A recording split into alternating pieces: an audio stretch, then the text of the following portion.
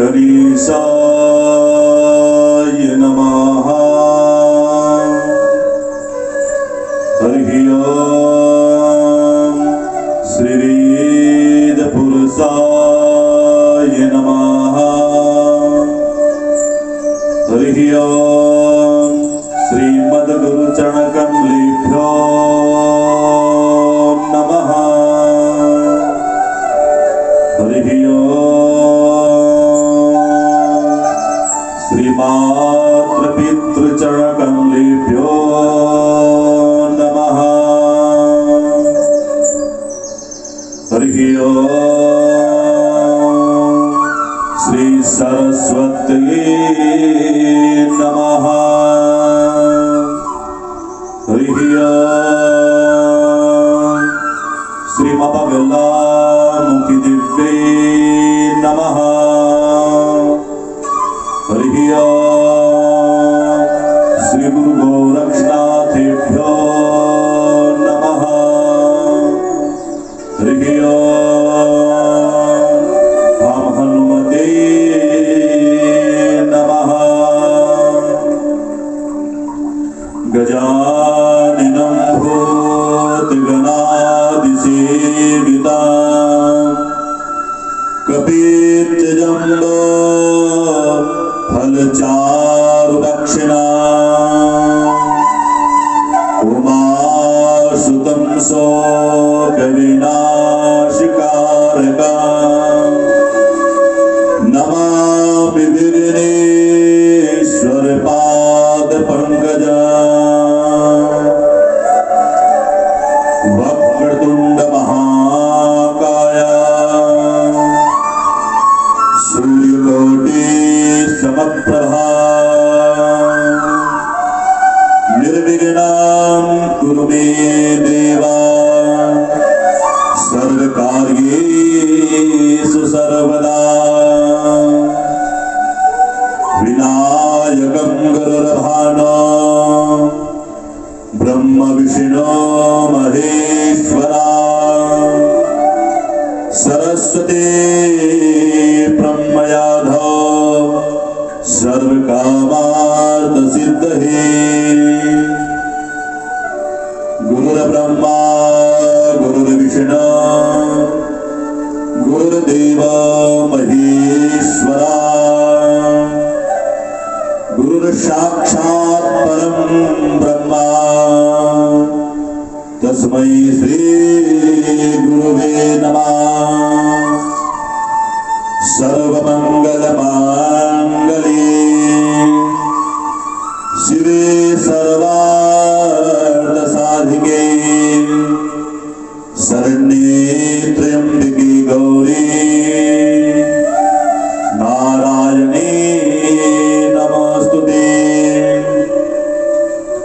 नारायणं नमस्कृत्य नरं चैव नरोत्तमं देवीं सरस्वतीं व्यासां ततो जयमुदीरयति।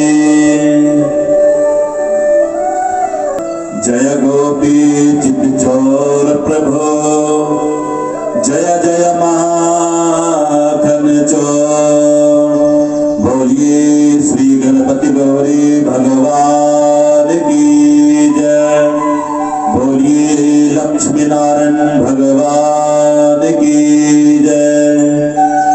बोल गौरी शंकर भगवान की जय।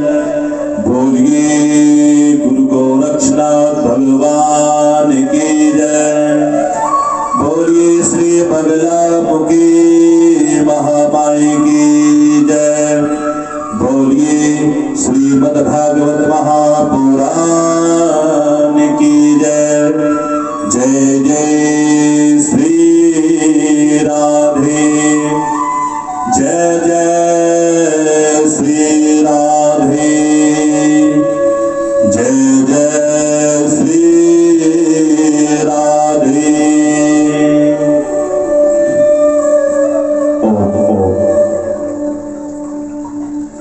ऐसी पावन भूमि में शिव शक्ति श्री शक्ति जो यहाँ प्रत्यक्ष हम सबकी रक्षा, हम सब पर अपनी अनुकंपा और हम सब पर अपना नित्य दिन आशीष बनाती, उन सबके चरणों में साष्टांग प्रणाम करते हुए माँ गंगा, माँ यमुना, माँ सरस्वती और यहाँ के समस्त भूमि के महान पुरुषों के चरणों में, यहाँ की नगर खुले नगर बस्ती के चरणों में साष्टांग दंडवत प्रणाम करते हुए माँ साकुंतरी पीठ के त्रिपुर सुंदरी बालाजी माँ सुंदरी पीठ के चरणों में साष्टांग प्रणाम करते हुए भगवती जगदम्बा राजराजेश्वरी माँ बगलामुखी के चरणों में साष्टांग प्रणाम करते हुए जो आज हम इस लाइव कार्यक्रम में श्रीमद् भागवत महापुराण को लेकर के कहा गया है 18 पुराणों में से श्रीमद् भागवत महापुराण एक ऐसा ग्रंथ है, एक ऐसा पुराण है जो तीर्थ जैसे गंगा में स्नान करा करते हैं और गंगा में स्नान करने के पश्चात पवित्र हो जाते हैं, ऐसे ही श्रीमद् भागवत महापुराण का रसपान करने से संसारिक दुखों का विनाश होता है और संसारिक सुखों का सुख प्राप्त होता है महाराज। उसके जीवन का परम सौभाग्य होता है, उस मनुष्य का सौभाग्य होता है जिस भी मनुष्य ने अपने जीवन में एक बार श्रीमद् भागवत महापुराण का जो रसपान किया है महाराज, उसे अनंत अनंत जन्म जन्मांतरों तक भगवान विष्णु की वो वैकुंठ प्राप्त हो जाता है महाराज। आइए किसी भी कथा को प्रारंभ करने से पहले महाराज उसका महत्व होता है। जैसे हम किसी भी कार्य को क्या करते हैं तो उसको समझते हैं, विचारते हैं, सोचते हैं कि कार्य कैसा होना है। ऐसा ही जब हम किसी भी प्राण में डुबकी लगाने के लिए जाते हैं, चलते हैं, स्नान क्या करते हैं तो हमें समझना पड़ता है कि डुबकी किस रूप से लगाया करते हैं, कैसे स्नान होया करती है। यह है श्रीमद् भागवत पुराण, श्रीमद् भागवत पुराण। ये पुराण एक ऐसा पुराण है जो साक्षात वैकुंठ की प्राप्ति हो जाती है महाराज। गोविंद बोलो, हरि गोपाल बोलो, क्या कहते हैं? गोविंद बोलो, हरि गोपाल बोलो, राधा रमन हरि गोपाल बोलो। इस प्रकार का भाव उत्पन्न होना चाहिए। और जब हम प्राण में डुबकी लगाते हैं तो मन, आत्मा और वाणी ये तीन चीज पवित्र होनी चाहिए महाराज। और पवित्र तभी होती है जब हम किसी सिद्ध महान पुरुष के चरणों में नित्य दिन उनकी स्तुति, उनकी सेवा, उनकी प्रार्थना क्या करते हैं। सच्चिदानंद रूपाय विश्वोत्पत्तये हेतवे तापन्याय विनाशाय श्री कृष्णाय वयं नमः। भगवान का स्वरूप कैसा होता है महाराज? भगवान कैसे दिखते हैं? बहुत से भक्त श्रद्धालु कहते हैं कि महाराज हम भगवान की भक्ति करते हैं, महाराज हमने भगवान की अनेक अनेक सेवा की है, लेकिन भगवान कैसे दिखते हैं? सत्य, धन, चित्त और आनंद है। ऐसे भगवान का सच्चिदानंद स्वरूप जो समस्त विश्व का पालन, सृजन और संग्रहण करते हैं, तीनों की जो हेतु है, जिनकी पावन चरण ग्रहण करते जो जीव पावन समाप्त हो जाते हैं, ऐसे गोविंद के पदम पद्मों में हम सब मिलकर के बारंबार साष्टांग प्रणाम करते हैं महाराज। श्री माँ भागवत सुखदेव जी का ध्यान करते हुए नैनी सारण्य की पावन भूमि में सूत जी महाराज जी सोनक आदि ऋषियों को यह मंगलमयी कथा सुना रहे। कथा प्रारंभ हो चुकी है। तो एक तो श्री सुखदेव जी मुनि राजा प्रसिद्ध जी को सुना रहे और दूसरी कथा हम आपको सुना रहे अपने ऐसे महान तपस्वी आश्रम से। हम भी अपने मन को वही लेकर के चले जहां 88,000 ऋषियों ने श्री सोनक आदि प्रधान श्रोता बनकर सबका प्रतिनिधित्व कर रही और आयु में जो छोटे हैं ऐसे श्री सूत जी महाराज व्यासपीठ पर सुशोभित हो रहे और सोनक जी आयु में बड़े हैं पर वे वयोवृद्ध होकर भी श्रोता बनकर के बैठे उनकी विशेषता की कथा को प्रशंसान कर रहे महाराज। अज्ञानध्वतं बिंदसकोटि सूर्य संप्रभा सूतकै कथा सारं मम करुणा रसायन। हे सूत जी महाराज, हम लोगों के हृदय में जो अंधकार का जो घोर व्याप्त है वह त्रिभुवन के अंधकार को दूर करने में तो भगवान सूर्य ही समर्थन है। जैसे रात्रि होती है और रात्रि से पुनः ब्रह्ममुहूर्त के बाद प्रकाश होता है, प्रकाश कौन देते हैं? सूर्य भगवान देते हैं। पर जीव के हृदयगत अज्ञान अंधकार को सूर्य की किरणों दूर नहीं कर सकती। सूत जी महाराज कहते हैं उस अज्ञान तिमिर को ध्वस्त करने के लिए उसके पास करोड़ों सूर्य के समान ज्ञान का प्रकाश होना बड़ा अनिवार्य है। उस ज्ञान की एक किरण हम लोगों के हृदय पटल पर भी डाल दीजिए जिसने हमारा अज्ञान विमुक्त ध्वस्त हो जाए। हम यह सब सुनना चाहते हैं। कौन कह रहे? 88,000 ऋषि किसे?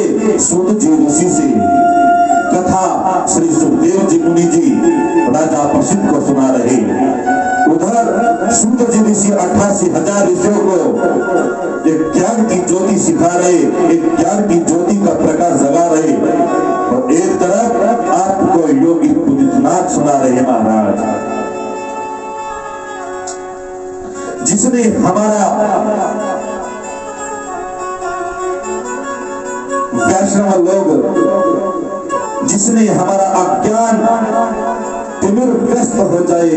हम यह सब जानना चाहते हैं कि भक्ति, ज्ञान और वैराग्य को बढ़ाने के लिए वैष्णव लोग क्या करते हैं महाराज? ऐसा कौन सा कार्य है, ऐसा कौन सा कार्य किया जाए जिससे माया मोह का निवारण हो जाए महाराज? देखिए महाराज, अब घोर कलिकाल आ गया है जिससे लोगों की आसुरी वृत्ति हो गई है। ये वास्तविकता है। जैसे कलयुग का पहर, कलयुग के दिन, कलयुग के बढ़ाव जो बढ़ रहे नित्य दिन, उसमें अनेक अनेक पाप हो रहे। उन पापों का विनाश कैसे हो सकता है महाराज? वो एक ही क्या है?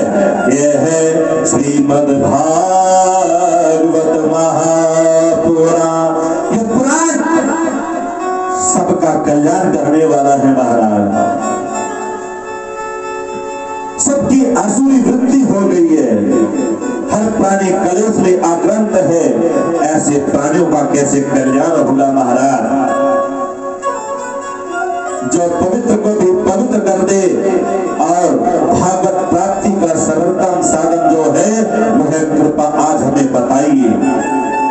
जैसे भक्त हार जाता है तो वो किसके पास जाता है? संत महान पुरुष के पास जाता है, संत योगियों के पास जाता है, अच्छे महान तपस्वियों के पास जाता है और कहता है महाराज मैं आपके चरणों में आया हूँ, मुझे कोई ऐसा साधन बताइए, ऐसा मार्ग बताइए, ऐसी दिशा बताइए जो मेरे जीवन में कल्याण हो सके और भगवान की प्राप्ति हो सके। महाराज मुझे कोई ऐसा साधन बताइए। क्योंकि आप आपके ऊपर आपके गुरुदेव की कृपा है। और गुरुदेव भगवान की जिस पर कृपा होती है उसे संसार की समझ शक्ति नहीं रोक सकती, क्योंकि कहा है परम ब्रह्मा तस्मै श्री गुरुवे नमः। जो गुरुदेव के चरणों की सेवा करता है, जो गुरुदेव की आज्ञा का पालन करता है, उस पर अनंत अनंत शक्तियों की कृपा हो जाती है। संसार में किसी को भी चिंतामणि मिल जाए तो जिस वस्तु को चिंतन करो वही वस्तु प्रदान कर देती है।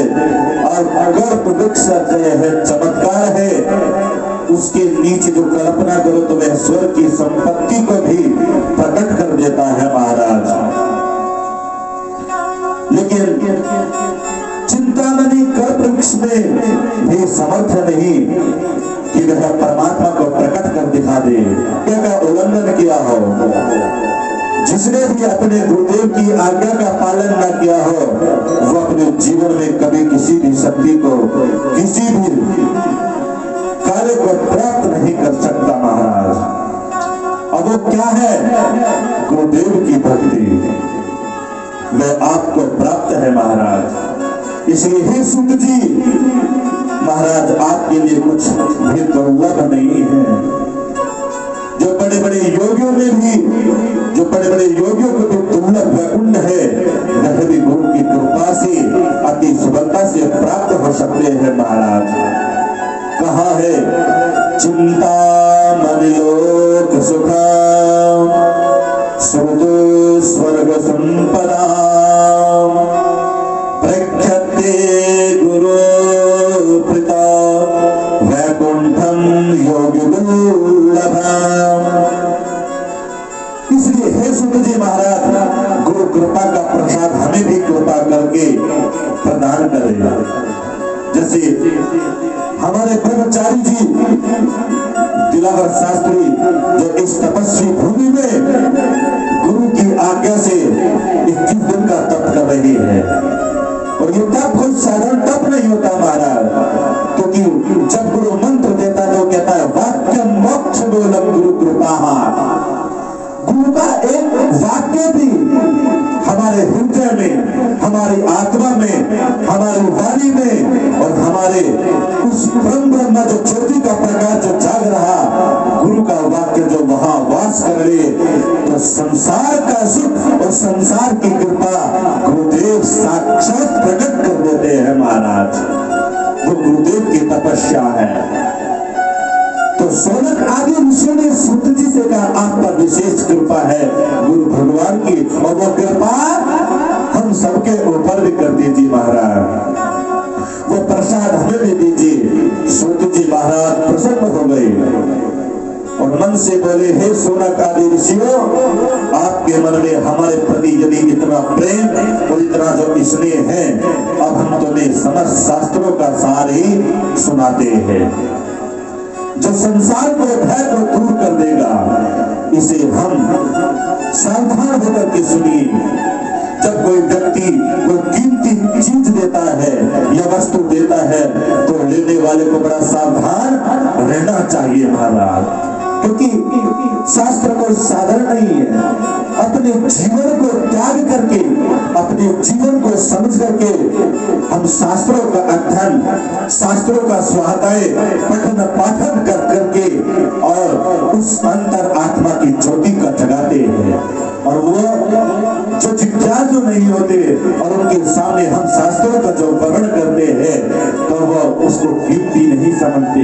और जो जिज्ञासु होते हैं महाराज तो वे लालची रहते हैं, जैसे सोनक आदि ऋषि लालची थे महाराज। तो सूत जी कह रहे किसी भी वस्तु को ग्रहण करने से पहले सावधान हो जाइए महाराज, जरा संभाल के रखिएगा। उसी प्रकार से वक्ता जब कोई वशिष्ठ बात करने कहने को जाता है तो श्रोताओं को सावधान कर देता है। सूत जी कहते हैं ऋषियों, संसार में सबसे बड़ा जो डर है, काय का डर है महाराज? मृत्यु का डर है। और मरने का भय प्रत्येक प्राणी को भयंकर रखता है। और इसका नाम है मृत्यु लोक, जो हम सब नित्य दिन इस मृत्यु लोक में अपने अपने कर्म कर रही है। और वो सोचता है कर्म करते समय कि मुझे कोई नहीं देख पा रहा है, मैं जो कर रहा हूं वो सब ठीक है, लेकिन नहीं, ईश्वर की नजरों से कोई नहीं बच पाता महाराज। इसलिए हम सबको इस मृत्यु लोक में भगवान की भक्ति से ज्यादा कुछ नहीं करना चाहिए। जहाँ भगवान की भक्ति रहती है वहाँ संसार का सुख होता है महाराज, उसका जाना सुनिश्चित है। कहा है संसारति इति संसारः, यह सरलता रहता है, किसकता रहता है। कोई कितना भी पकड़ने का प्रयास करे, यह किसी की पकड़ में कभी नहीं आता महाराज। तो संसार का सारक रहा है, हम सब चाहते हैं कि ऐसा ही बना रहे। हमारे साथ और हमारे चाहने पर भी हमसे हिसक जाता है तो हमें बड़ा कष्ट होता है। जैसे कोई हमें अति प्रिय वस्तु चीज अच्छी लगती है और दूर चली जाए तो लगता है कि हमारे से कुछ दूर पड़ा हुआ है। इस संसार भय को समाप्त करने के लिए माँ भागवत श्री सुखदेव जी महाराज जी ने श्रीमद् भागवत संगीता को कली काल में प्रकट किया था महाराज। काल गाल मुखाग्र संसार सोनहि तवे श्रीमद् भागवतम शास्त्र कालो किरेन भासिता। ऐसे कलयुग में श्री सुखदेव मुनि जी ने ऐसे श्रीमद् भागवत महापुराण को प्रकट किया था। जैसे तोता बड़ा मीठा बोलता है और किंतु बोलता वही जो उसको सिखाया जाता है महाराज। तो श्री सुखदेव जी महाराज जी ने भी जगत में कल्याणकारी भागवत रूपी का फल प्रदान तो किया, पर वही मनमुखी फल नहीं, उन्हें जो आचार्य परंपरा में जो सुख प्राप्त हुआ था वही उन्होंने संसार को दिया है। जैसे एक गुरु अपने शिष्य को शास्त्रों का, पुराणों का, उपनिषदों का जो अध्ययन कराते हैं वही वो संसार को सिखाता है। वही उन्होंने संसार को दिया। जब महाराज परीक्षित के सामने मृत्यु का भय उपस्थित हुआ और 7 दिन में मानना सुनिश्चित हो गया तो वे अपने कल्याण का मार्ग खोजने लगे। उसी के सामने महान मुनि सुखदेव जी ने ही श्रीमद् भागवत संगीता के द्वारा परीक्षित को भावमुक्त कर दिया। जैसे ही गंगा के तट पर सुखदेव मुनि भागवत संगीता का प्रवचन करने के लिए विराजमान हुए तो देवताओं को पता चल गया। सुधा कुंभम नृत्ये देवस्त्र समागमम, सभी देवता लोग अमृत का कलश लेकर आए और सुखदेव जी को प्रणाम किया करके अमृत का कलश सामने रख दिया। देवता बोले महाराज हमने जैसे सुना कि आप परीक्षित के सामने मृत्यु का है उपस्थित हुआ है, इसलिए आपने कथा सुनाने जा रहे हैं। महाराज जी अमृत का कलश हम ले आए हैं और प्रसिद्ध को यह अमृत पिला दीजिए तो वह मृत्यु भय से मुक्त हो जाएंगे। सुखदेव जी मुनि जी को सुनकर बड़ा आश्चर्य हुआ कि देवता लोग परमार्थी कब से हो गए महाराज। इस मृत्यु लोक में तो आए दिन लोग मरते रहते हैं, ना हमने बुलाया ना परीक्षित ने बुलाया तो फिर किसने बुलाया। देवता अमृत ले आए और ये तो महान आश्चर्य हुआ। महाभारत में प्रसंग आता है कि पक्षीराज गरुड़ को अपनी माँ वनिता को दस्यु से मुक्ति दिलवाने के लिए अमृत की आवश्यकता पड़ी थी और वनिता की पुत्र में होड़ हुई और वनिता हार गई। शर्त रखी गई कि कद्दू ने कि यदि तुम स्वर्ग का अमृत हमें दे दो तो हम अपने दासक से तुम्हें मुक्ति दिला देंगे। तो माँ दासी है इसलिए तो उनके पुत्र गरुड़ को भी दास बनकर रहना पड़ता है और सर्पों की सेवा करनी पड़ती है। सभी सर्प गरुड़ के सिर पर सवार होकर कहते हैं कि उड़ो तो जहां वहां जाना पड़ता है। गरुड़ ने माता से कहा, माँ मैं इतना बलिष्ठ हूँ फिर भी मुझे इन सर्पों की दस्ता करनी पड़ती है। मैं क्या करूं कि तुम दशवत से मुझे छुटकारा मिले। माँ ने कहा, बेटा मिल तो सकता है पर इसके लिए तुझे स्वर्ग का अमृत लाना पड़ेगा। गुरु जी बोले, माँ मैं आपके लिए सब कुछ करने को तैयार हूँ। तब गुरु जी स्वर्ग का अमृत लेने गए तो देवराज इंद्र ने वध लेकर युद्ध की चुनौती दे दी और कहा, तुम अमृत को हाथ नहीं लगा सकते। गरुड़ ने देवताओं से कहा, आज सारे देवता मिलकर भी मुझे नहीं रोक सकते। ये कहते कहते गरुड़ ने हठात बलपूर्वक अमृत का कलश देवताओं से छीन लिया। तब इंद्र घबराते हुए हाथ जोड़कर बोले, भाई तुम जिन सर्पों के लिए अमृत लेकर जा रहे हैं, यदि उन्होंने अमृत पी लिया तो सर्वनाश हो जाएगा।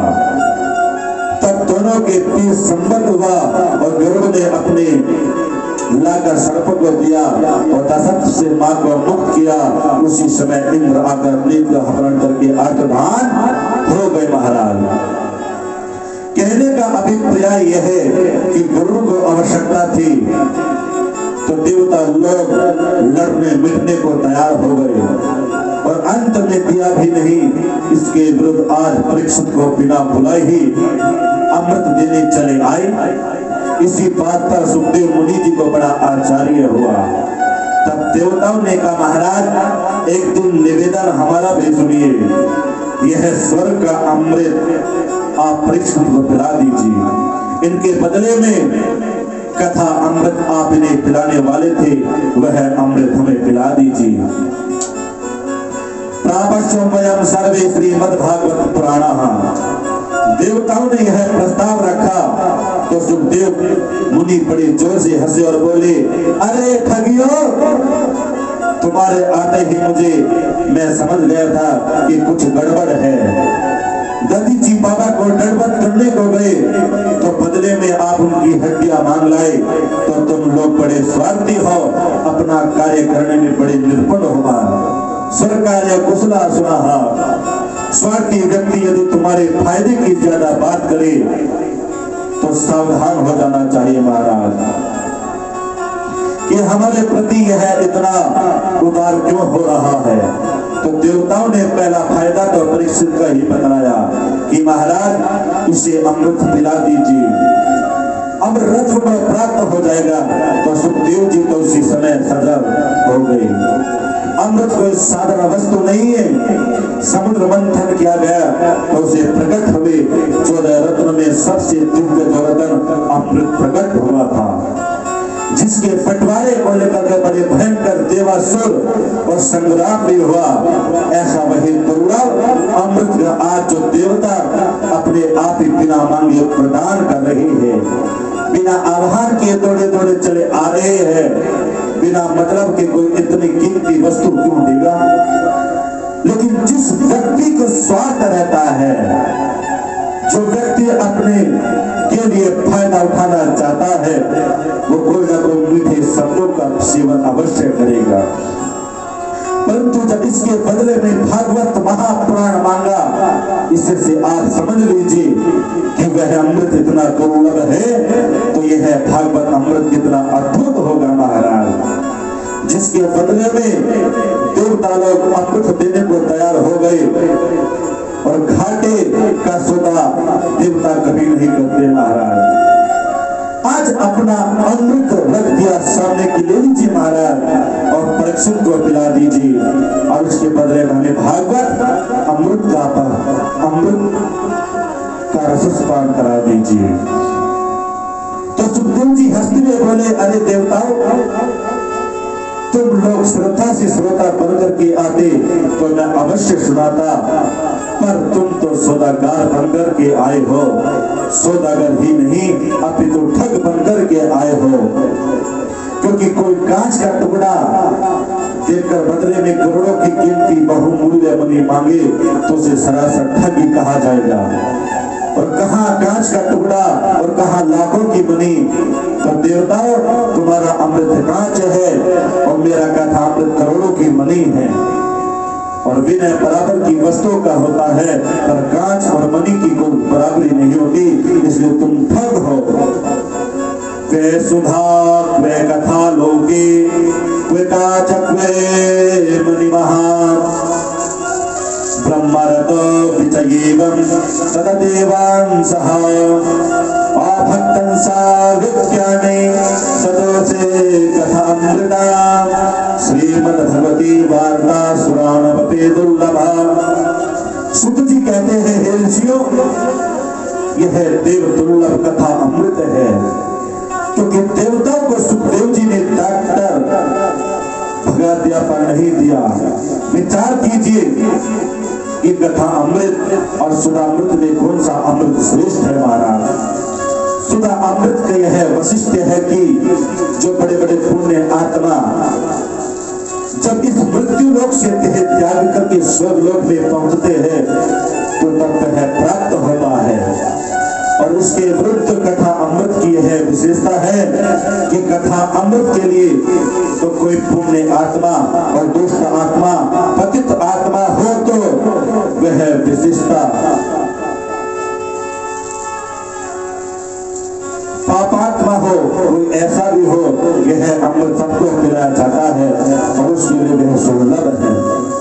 तो पहले विशेषता यह सिद्ध हुई कि स्वर्ग का सुधा पक्षपाती और भेदभाव करता है, और हरि कथा निष्पक्ष है जो आज और सबको मिलता है।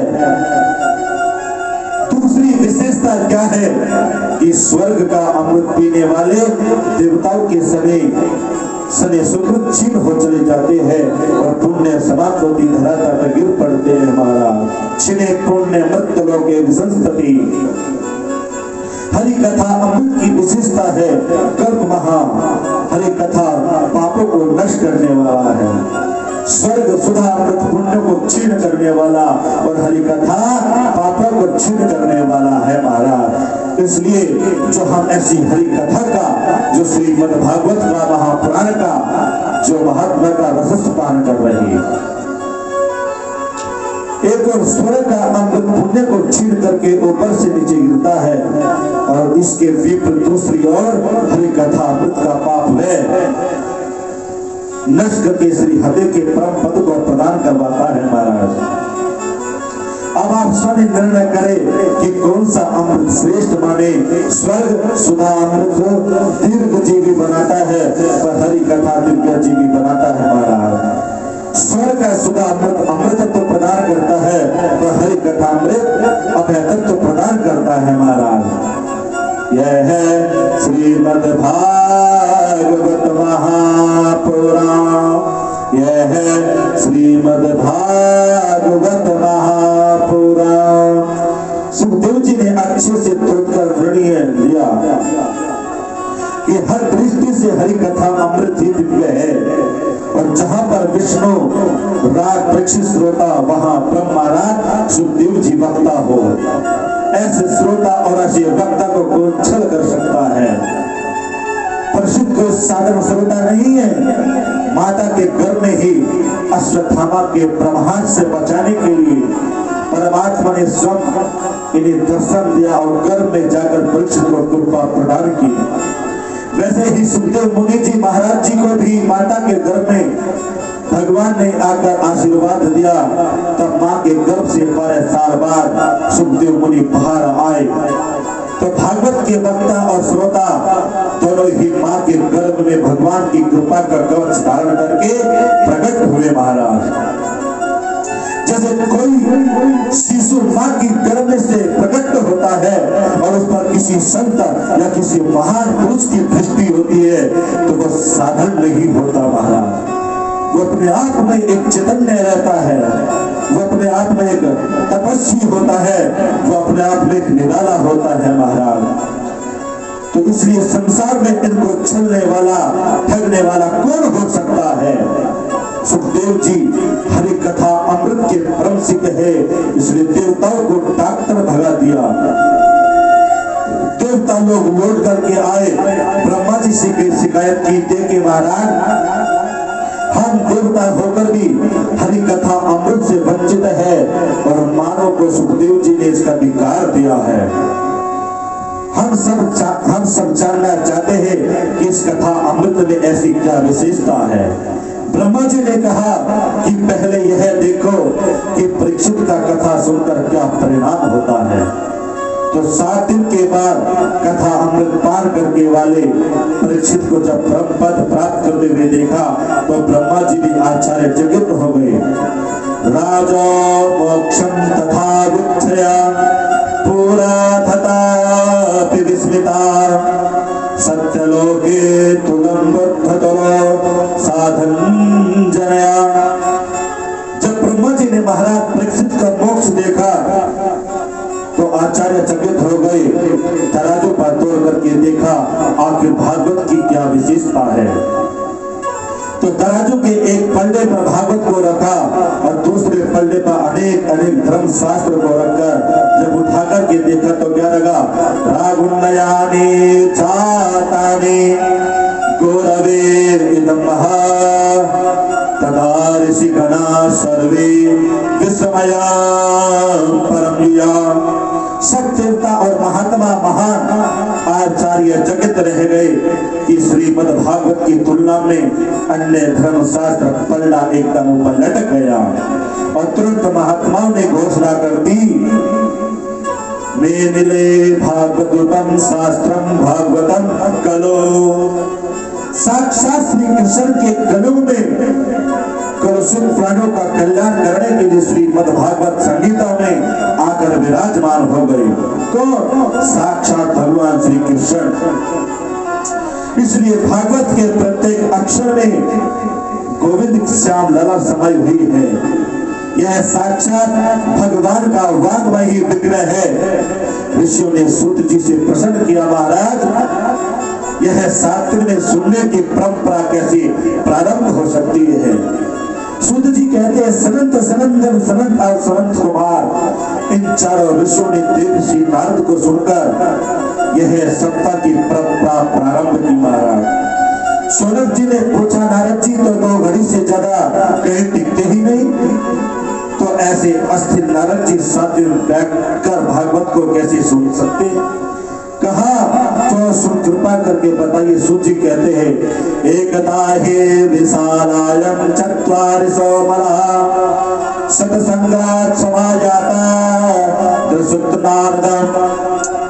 एक सनक की बात है, विशालपुर बद्रीनाथ धाम में सरकारी चारों भाई सत्संग की इच्छा से विचरण कर रहे थे।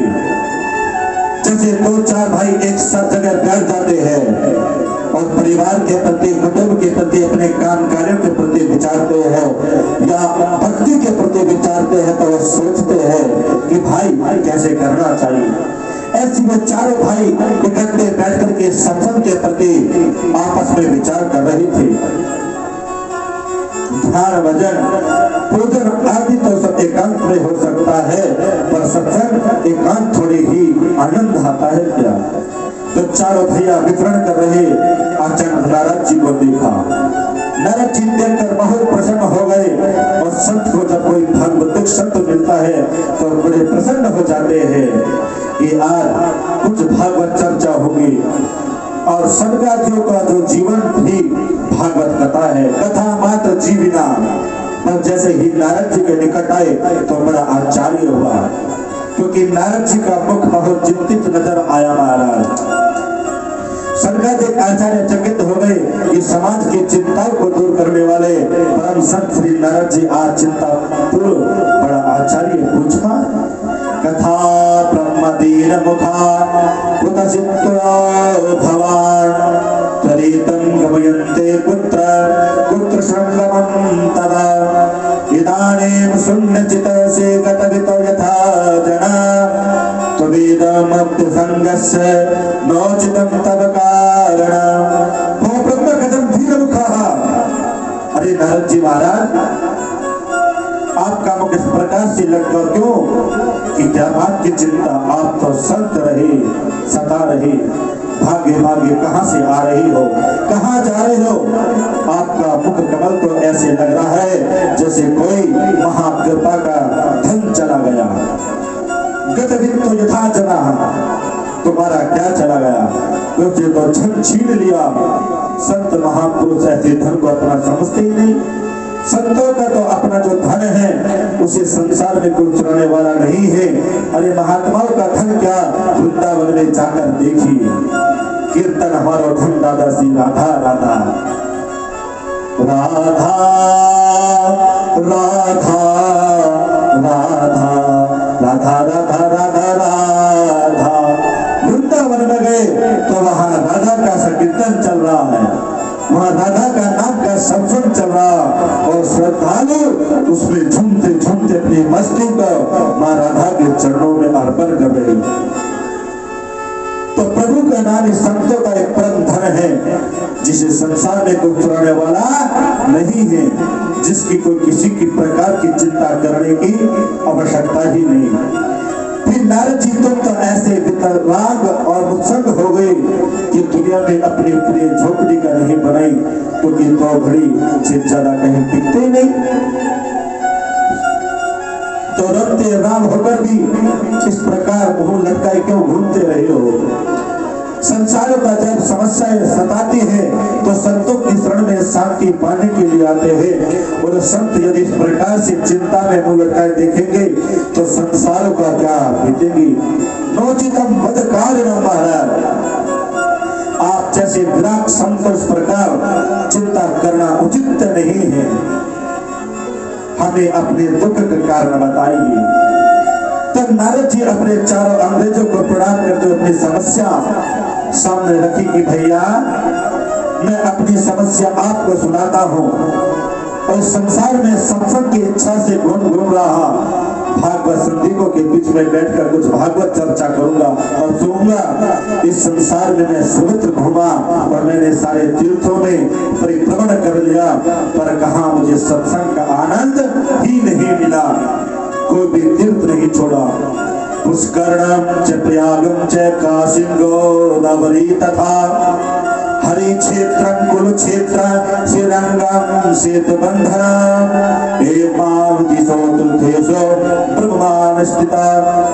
जब समस्त भूमंडल में मेरे चित्त को शांति नहीं मिली तो मैंने सोचा कि चलो अब संतों के पास चला जाए,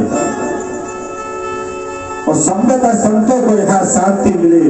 पर मैंने यह देखा कि पाखंडता संतहा, संत भी पाखंड पारण होते चले जा रहे, और पाखंड का अर्थ है पाप से खंड पाखंड, पाप का ही जो खंड है उसका नाम है महाराज पाखंड।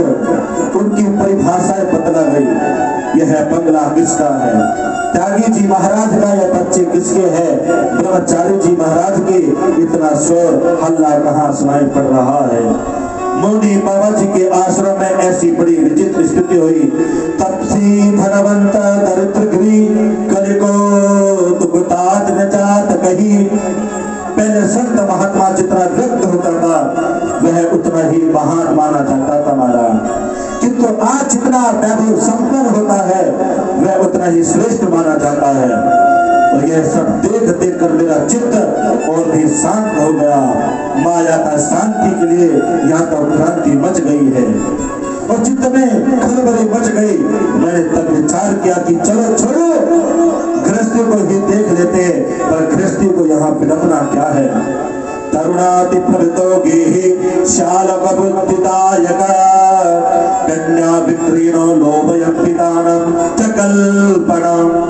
मैंने देखा गृहस्थों के यहाँ माता पिता की सेवा तब तक की है जब तक माता पिता ने तिजोरी की चाबी नहीं सौंपी थी, और जहाँ सर्वाधिकार प्राप्त हुए सही देवी जी का चलावा हो गया।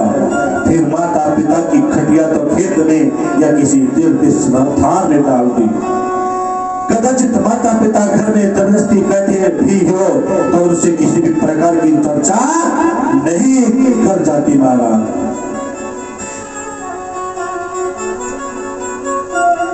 वार्ता को भी चपचित लगे कोई बड़ा भारी कार्य किया जा रहा है तो इससे परामर्श लिया जाए, तो ससुराल से साले साहब को बुलवाया जाए, वह जो कहेंगे वही माना जाएगा।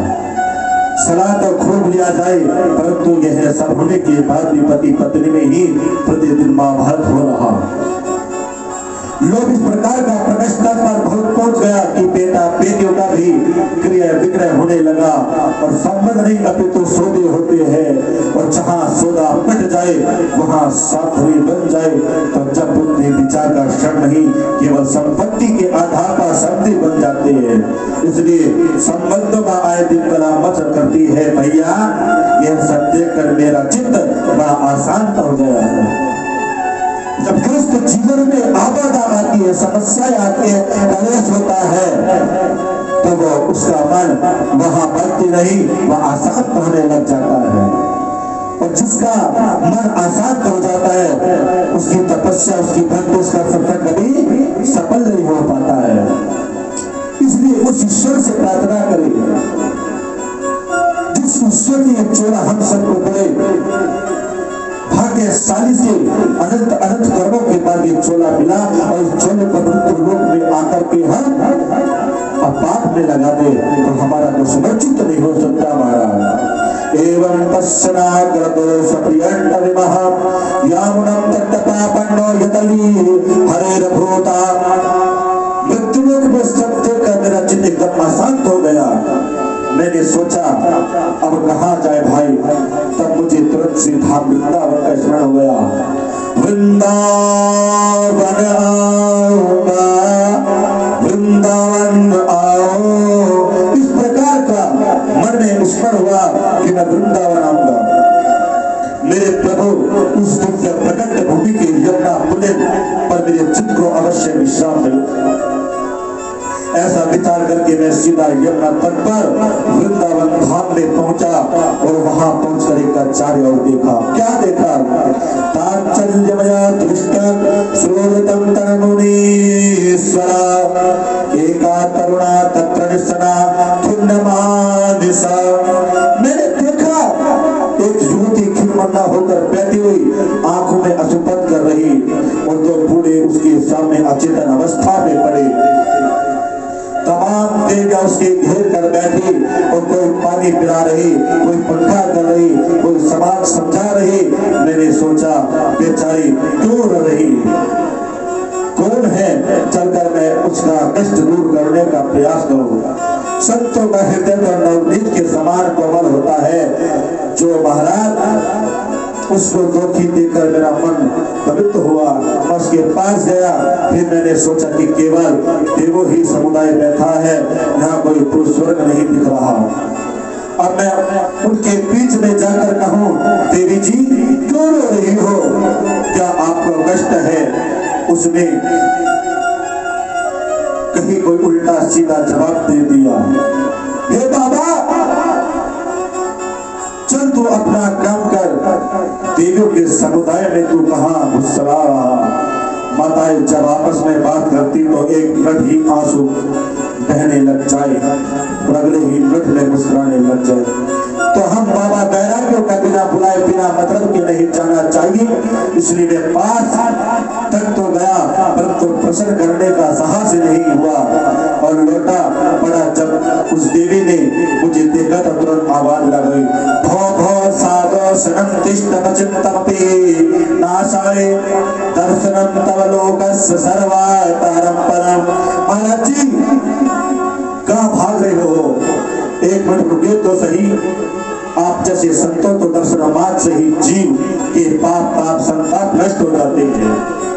मेरे तो न जाने कितने जन्मों के भाग्य उदय हुए हैं जो आपके दर्शन प्राप्त हुए। आपके तो दर्शन मात्र से ही जीव का दुख दरिद्र दूर हो जाता है। नारद जी कहते भैया जब उन्होंने इस प्रकार से हमें बुलाया तब उस देवी के पास गए और हमने पूछा, काशी देवी जी आप कौन है? यह दोनों बूढ़े जो पड़े हैं कौन है, तुम्हारे क्या लगता? और कहा यह देवी आपको घेर कर खड़ी, यह सब कौन है और तुम रोती क्यों हो? वदते संविस्तारम स्वस्य दुख कारणम, तुम्हारे दुख का कारण क्या है, विस्तार से हमें बताओ। जब मैंने उस देवी के प्रति सहानुभूति दिखाई तब उसे अपना पूरा परिचय विस्तार दे दिया। अहम भक्ति रीति ख्याता इमो में तनुमातो ज्ञान वैराग्य मानो कार्यो न चचरो। महाराज मैं भक्ति के नाम से विख्यात हूँ। ध्यान से सुनना त्यागी जी, मैं भक्ति के नाम से विख्यात हूँ। और ये दोनों बूढ़े जो मेरे सामने पड़े हैं ये दोनों मेरे बच्चे हैं। इसका नाम ज्ञान और दूसरे का नाम वैराग्य है। समय की विडंबना देखो कि माँ तो नवयुक्ति बनी बैठी है और मेरे बच्चे दोनों ही बूढ़े हो गए।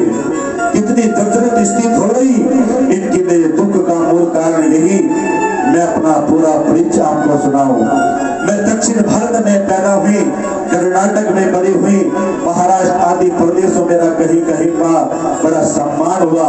पर मैं कई प्रदेश ऐसे ही भी थे जहाँ पाखंडियों ने खंडित हो मुझे पीड़ित होकर भगवान पड़ा। इस प्रकार अनेक देश प्रदेशों में घूमती घूमती जैसे ही मैं वृंदावन में पधारी, वृंदावन पूर्णम तत्व सुपनी, इस वन भूमि में आते ही मैं नवयौवन हो गई। पर न जाने क्या हुआ, मेरे दोनों बच्चे एकदम बूढ़े हो गए और मेरे बालकों को यही स्थिति हो रही। तो मैं इस स्थान को छोड़कर के कैसे विदेश भाग जाऊं। इधर स्थान प्रजक्ते विदेशों गम्यते माया। नारद जी ने सारी स्थिति को एक क्षण में समझ लिया और विचार किया। भक्ति ज्ञान और वैराग्य, ध्यान से सुनना महाराज, भक्ति ज्ञान और वैराग्य। ब्रह्मचारी जी आप भी भाड़ा करके सुनिए इस चीज को। भक्ति ज्ञान और वैराग्य एक दूसरे के पूरक है। जैसे सूर्यधातु व्यक्ति को भोजन करने बैठे तो ग्रास पर से तुष्टि पुष्टि और सुंदरावृत्ति की प्राप्ति होती है।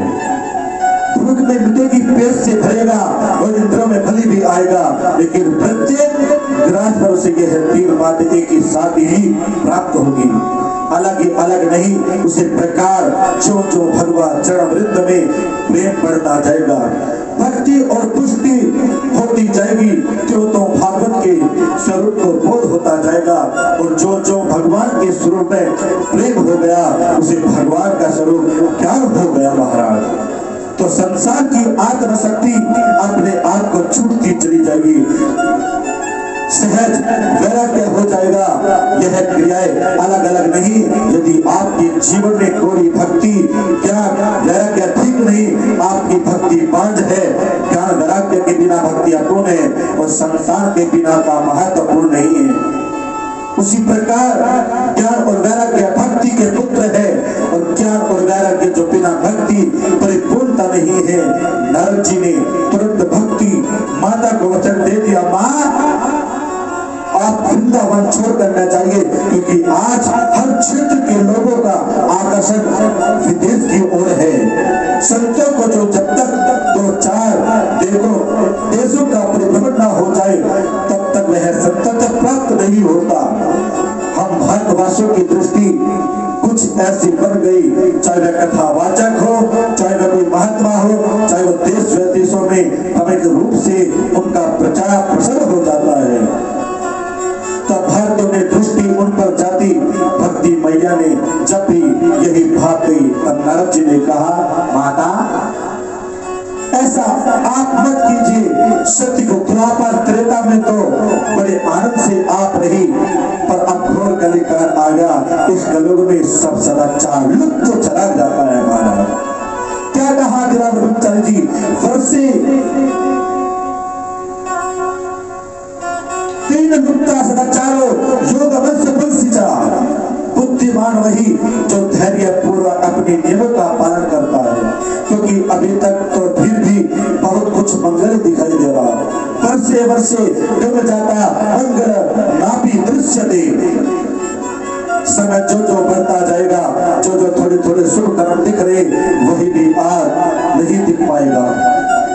पर इस घोर कलिकाल में भी इस धाम वृंदावन की भूमि इस प्रकार से नवयुग की बनकर नाच रही, तो मैं तो कहता हूँ कि धन्य है यह वज्रभूमि, जहाँ इस कलिकाल में भी इतना सम्मान है, जहाँ कहीं कहीं जगह नहीं मिलता, कहीं भोजन प्रसाद नहीं मिलता, तो चाहिए पावन तीर्थ नगरी कहाँ?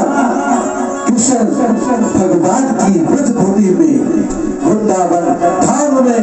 ऐसे धाम में सबको सदा मिलता है महाराज। जब हम किसी तीर्थ को समझ लेते हैं, किसी पावन भूमि को समझ लेते हैं, तो ज्ञात हो जाता है कि उस भूमि की महानता क्या है। जैसे हमारे दादा गुरु, हमारे गुरुदेव ने तप करके इस भूमि को चेतन किया है, इस भूमि में अग्नि की तरफ प्रकाशित डाला है, और आज हम उस अग्नि का स्वरूप देख करके महसूस कर रहे कि हम सबका सौभाग्य कि हमें ये भूमि ने अपनी गोद में खिलाया है। जैसे कृष्ण भगवान की जन्म भूमि में हम सब खेलते हैं और एहसास होता है कि भगवान की गोद में खेल रहे। वृंदावन ससयोगुत्पन्न स्वतरुणीनवा धान्यं वृंदावनम तेन भक्तिर्यत्रचार। जन्मभूमि धन्य है जहाँ पर इस कलिकाल में भक्ति इस प्रकार आदर किया जा रहा है। और जहाँ आप नाच नहीं, भक्ति मैया ने पूछा बाबा एक बात बताओ कि कलयुग में यदि इतना दुष्ट है तो परीक्षित ने इसको दंड क्यों नहीं दिया? और परीक्षित ने जराचित यदि दंड भी नहीं दिया तो भी भगवान इसकी उदंता सहन कर क्यों रही? भगवान तो दंड देना चाहिए।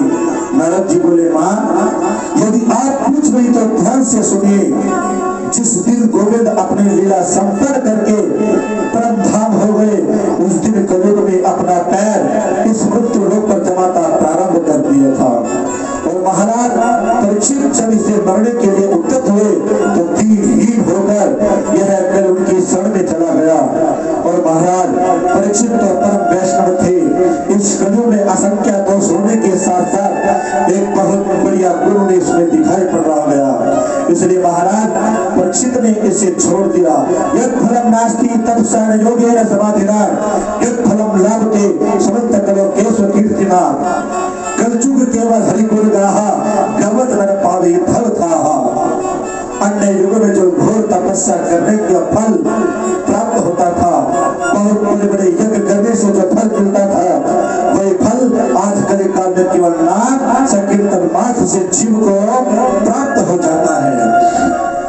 गोविंद बोलो हरि गोपाल बोलो, गोविंद बोलो हरि गोपाल बोलो, राधा रमन हरि गोविंद बोलो। मात उस कलयुग में गोविंद का कीर्तन करते करते, गोविंद का नाम जपते जपते जैसे बड़े बड़े यज्ञ बड़ी बड़ी तपस्या का फल प्राप्त होता, मात्र कलिकाल अर्थात कलयुग में कीर्तन मात्र करने से ही उस फल की प्राप्ति हो जाती है महाराज। यह इसका विश्व गुण है जो महाराज परीक्षित को पसंद आ गया। महाराज परीक्षित ने इस अपने राज्य में स्थान दे दिया, पर जैसे उस भूमि में बढ़िया बढ़िया बीज भी बेकार सिद्ध होता, उसी प्रकार कलयुग में कलुषित वातावरण में उतने दुर्गुण भवनाम से कीर्तन का जो एकमात्र गुण था वही लुप्त हो गया। कलयुग में भागवत की कथा तो बहुत होती है, पर भागवत के अर्थ पर किसी का ध्यान नहीं कि भागवत से अर्थ धन कैसे प्राप्त हो, उसी पर दोनों की दृष्टि है। क्या श्रोता तो क्या वक्ता, श्रोता भी इसी उद्देश्य से कथा करा रहा। महाराज हमारी फैक्ट्री बढ़िया चल जाए तो भागवत हमारी तरफ से भी कराए। और वक्ता भी वही दृष्टिकोण बन गया, दुष्ट श्रोता भागवत के अर्थ पर यदि दृष्टि चली जाए, भागवत के तात्पर्य समझ लिया जाए तो अपने आप ही धन शक्ति छूट जाएगी। भागवत के कल्पवृक्ष जो मानव जो मिलेगा, जो व्यापार बढ़िया चलना चाहे उनका व्यापार खूब चलेगा। और जो विद्वान वास्तव में भगवान के द्वारा अपना अर्थ सिद्ध करना चाहते तो ठाकुर जी की कृपा ऐसा कोई कथावाचक होगा जो भागवत की कल्पवृक्ष की छाया में बैठकर निर्धन हो, परंतु भागवत के तात्पर्य को यदि कोई समझ ले तो वह ब्रह्महंस हो जाता है। सुखदेव जी वैसे निष्काम परमहंसों का यह परम धन है। यत्तेन वानम धनम परमहंस ही पवन संगीता है। तुम्हारा लक्ष्य क्या है, तुम्हारी कामना क्या है, उसी की पूर्ति करेगा। भक्ति मैया को इस प्रकार से नारद जी समझ रहे। भक्ति मैया गदगद बोली, नारद जी मेरे बड़े भाग्य उदय हुए जो आपके दर्शन मुझे प्राप्त हो गए। धन्य है नारद जी जिसकी महिमा स्वयं भक्ति मैया गा रही। क्या जयति जगति माया यस्य काया ध्वस्ते वचनराज मेकम के वचालल्ले ध्रुव पदमपि यातो जगद्रुपद ध्रुवोयं सकल कुशलता ब्रह्मपुत्र ना तस्मै। हे ब्रह्मा जी के मानस पुत्र नारद जी आपकी जय हो। आपके एक वचन पर निष्ठा करके काया रुधन प्रहार भक्ति के प्रवचन बन गए। आपके अनुग्रह को प्राप्त करके ध्रुव महाराज जी तो 5 वर्ष की अवस्था साक्षात भगवान को प्रकट करने में समर्थन हो गए। आज ध्रुव लोक में चमक रहे बाबा मेरे बालकों को भी कृपा दृष्टि डालो। नारद जी बोले माता जी आप इतने दुखी क्यों हो रही? अरे जिन प्रभु ने कौरवों को की कृपा दृष्टि डालो। कुशित सभा के द्रौपदी की रक्षा की वे कृष्ण कन्हैया आज भी हमारे मन में विराजमान है। सा कृष्णा कापी न बता वे नहीं चले नहीं गई बल्कि आज भी भक्तों के हृदय में है। इसलिए आपको किसी भी प्रकार की चिंता करने की आवश्यकता नहीं। श्री कृष्ण चरण भोजन ईश्वर दुख गुण सती। आप तो गोविंद के पदों का स्मरण करो, दुख अपने आप ही भाग जाएगा। हरि स्मृति सर्वविपक्षणा, गोविंद की स्मृति विपत्तियों से अपने आप ही मुक्ति दिला देती है। इसलिए माता जी गोविंद के चरण कमलों को ध्यान करो। गोविंद बोलो हरि गोपाल बोलो, गोविंद बोलो हरि गोपाल बोलो, राधा रमण हरि गोविंद बोलो, राधा रानी सरकार की जय। जय जय श्री राधे, जय जय